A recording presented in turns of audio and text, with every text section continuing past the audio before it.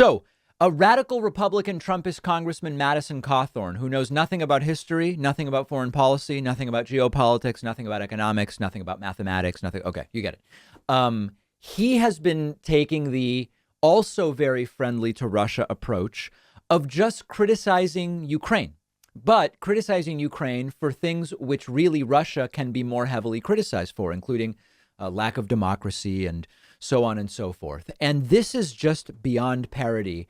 Madison Cawthorn did some kind of a public event, and someone in the audience said they wanted to know more about what's really going on in Russia and Ukraine. And hilariously, they want Madison to explain it to them, which is just so funny. Like, why on earth would you go to him? But let's take a look at the clip and see him trot out even more extreme versions of the same talking points. Yeah. Anybody else? Yeah, Congressman. Yes, sir. We got this mess in the Eastern Europe there with Ukraine and all that. And I know you've made some reference to President Zelensky being a thug or being, and the government being corrupt. I think we're all trying to figure this thing out. I mean, it seems like we're on the precipice of could be a possible major disaster. Can you clarify some of that for us so we know where we stand with all of that? Now, before we even hear the answer, dude, this Madison Cawthorn doesn't know anything. This guy looks like he's, 55, 60, 65. I don't know. How ignorant is he that to find out what's going on with geopolitics, he goes to an event with a clueless congressman and asks him, tell me what's really going on. Okay. I will. So, one, as I was saying earlier, there's so much propaganda coming out on all sides of this, both from Russia, from Ukraine, from a lot of other countries involved, from our own media, that things are becoming so murky and hard to understand. But so that's also a really popular talking point they use. It's just so complicated. That UFC guy, Bryce Mitchell, also did it. We don't know what's going on. It's crazy. Before we all jump to a conclusion and say we're going to go defend a democracy in Eastern Europe, we have to realize that the Ukrainian government is so well known for corruption. Now, remember, the Russian government is more well known for corruption, and Russia still invaded Ukraine. It's one of the major sex trafficking hubs of the entire world. Russia is also a major sex trafficking hub of the world, and it doesn't justify the Russian invasion of Ukraine. That area. The Ukrainian people are wonderful people. There's a lot of really great people, and those who are patriotically fighting for their freedom, I commend them. They're doing great.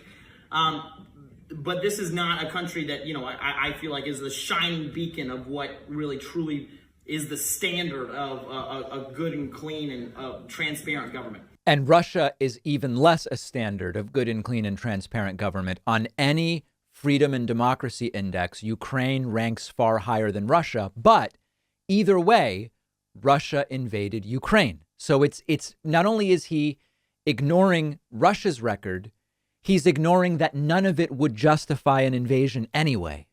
And so there was a lot of corruption that's been there. In 2014, there was basically a regime change that happened.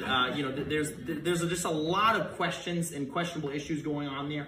I do plan on releasing in detail in a few weeks, just kind of some ideas and some thoughts that I... Imagine waiting around for Madison Cawthorn's report with ideas. Okay, so beyond parody, here's a bonus clip.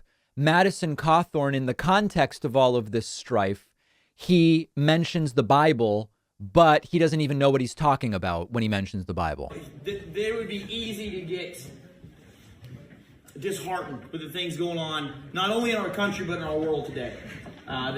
War is breaking out, in Revelation where it talks about there will be wars and rumors of wars. I think that's exactly what we're seeing. So, not number one, I don't know what the hell the Bible has to do with any of this, but his references are also incorrect. Wars and rumors of wars is from Mark and from Matthew. I mean, I don't even care about this stuff, but he just happens to be wrong. In Mark 13:5, Jesus said to them, watch out that no one deceives you. Many will come in my name claiming I am he and will deceive many. When you hear of wars and rumors of wars, do not be alarmed. Matthew 24:4, Jesus answered, watch out that no one deceives you. For many will come in my name claiming I am the Messiah and will deceive many. You will hear of wars and rumors of wars, but see to it that you are not alarmed.